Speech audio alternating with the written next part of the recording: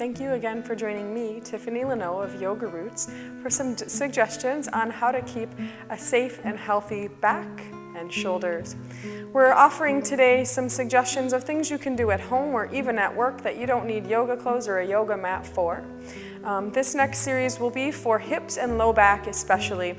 So oftentimes when we've sat for a long time, we've been sitting and we've been hunching forward, and the muscles of our low back feel tight. And they're actually overstretched, and they don't necessarily need any more stretching. So what they need is slackening, or to have the two ends of the muscle be brought back together. We're going to talk about that today here with the hips. So very simply, you can step on a block, or perhaps you have a stair at home.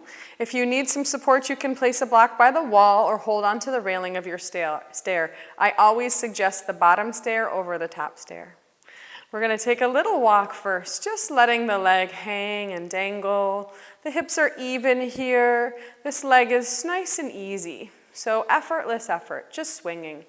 This gives an opportunity for the femur head, the top of the thigh bone, to move independently inside the hip joint without being pressed back up on the hip joint in every step.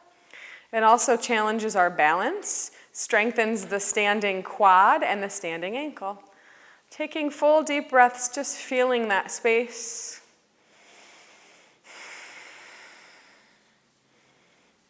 Good. And of course, once you've done it on one side, you can do the exact same thing on the other, just moving your block out of the way and going for a really gentle, easy walk. The toe hangs, the foot swings back and forth. Barely efforting that leg, almost like a pendulum swinging back and forth. Once you've loosened up both sides of the body this way, done some breathing, felt confident here, we can work on that positional release therapy. So this is a little self-release, a little self-adjustment. We'll start standing on the block and feeling that our hips are square. So you may want to find the hip points at the very front of the pelvis here. We want to keep shoulders nice and even, so be reminded that they'll stay out of the ears. We're going to very simply take the hip of the leg that's extended and lift it up towards the shoulder and then drop it down. So it will actually become higher than the opposite hip and then lower. Now if you can match your breath, you could inhale, lift the hip up, exhale, drop it down.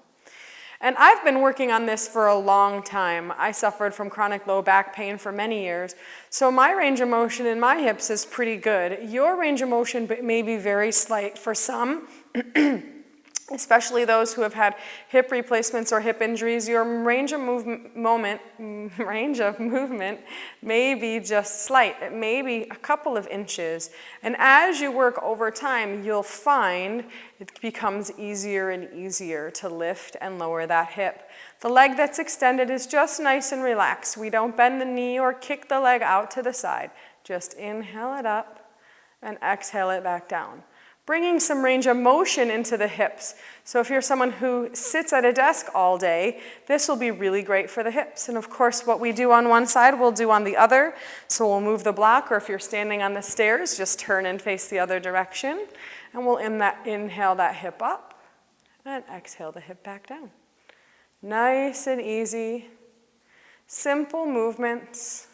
Keeping it out of the shoulders. And if you feel like your shoulders are really doing all the work, you can always bring the hands up to the shoulders and then hold them steady as the hip lifts and lowers. Inhaling up, exhaling down. Great. Those are my best suggestions for loosening up the hips. A really simple thing you can do at work or at home, takes a few minutes but can really help to relieve low back pain. I thank you for joining me with this little tidbit. Namaste.